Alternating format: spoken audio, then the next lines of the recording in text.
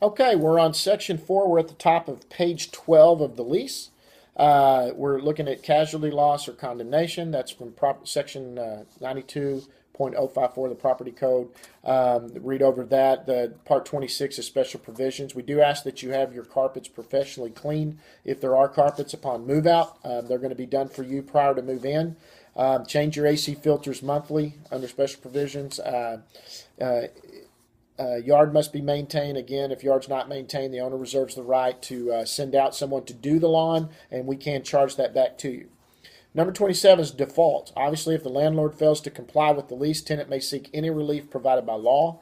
Part B, if the tenant fails timely rent or amounts due under the lease, otherwise fails to comply with this lease, the tenant will be by default, and landlord may terminate rights to occupy the property, and unpaid rents, which are remainder of the lease or any renewal period, be accelerated under the property code.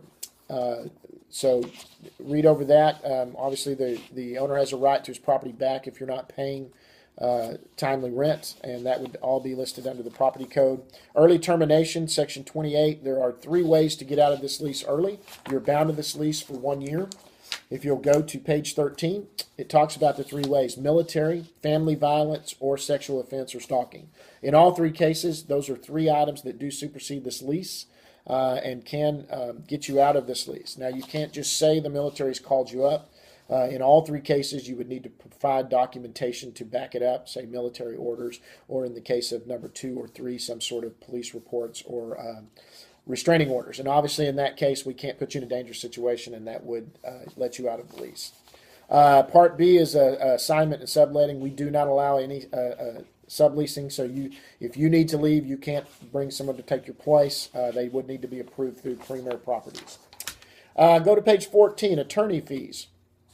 Attorney fees, if you felt you needed an attorney, we're not going to pay for your attorney fees. And likewise, if we have attorney fees in defending ourselves and something were to happen, we could come back for you to pay for the attorney fees of Premier Properties or the owner. On section 31, the addendums, that right there should have marked anything that you got a pet agreement, inventory and condition form. If this was built before 1979, you would have a lead-based paint addendum, stuff to that effect. Okay? Notices, any notices you can send to Premier Properties. That's our address again. There's an email there. My email address is on all the leases, and there's a fax number. Part 33 is the agreement. You have entered into a binding agreement with Premier Properties. An entire agreement binding. That is the legal definitions of the lease and what you've gone through. Okay, we're on to page 15 of the lease. This is general information. Going forward, if it is the tenant's responsibility to determine before signing the lease all services, utilities, connections. It's pretty self-explanatory going down. The broker.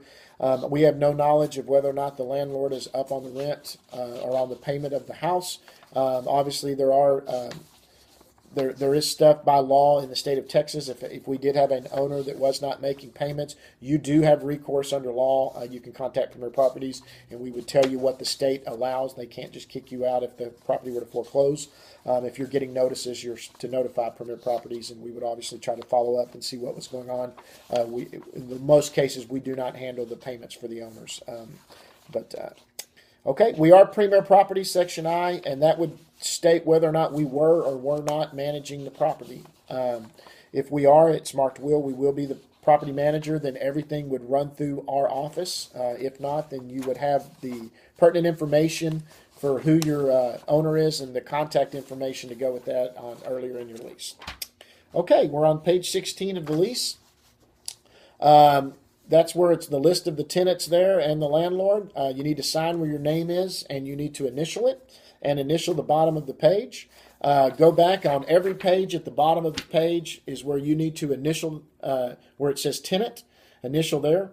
Send that in with the cashier's fund, and once we receive that with the cashier's fund, then you have officially leased this property. It will be taken off the market, sign and key box removed, and we look forward to your move-in. If you have any questions, just contact Premier Properties.